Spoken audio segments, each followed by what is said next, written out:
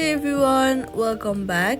In this guide, I will show you how to log into the TD Canada Trust mobile app safely and correctly. First, download and open the TD app from the App Store or Google Play Store. Then, make sure that it is the official TD Canada Trust app. On the login screen, click Get Started. Go ahead and click on the you already have a password or do not have a temporary password. Then click on I have a password, and then what you're going to do is enter your username, then enter your password. Once you're done, click on login. If prompted, complete the security verification such as one-time code or biometric confirmation. Once verified, you will be logged into your account and can view balances, transactions, and services. If login fails, double check your credentials and internet connection before trying.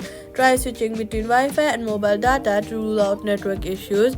If not possible, make sure that you're connected to a stable Wi-Fi and then try again, and that's it.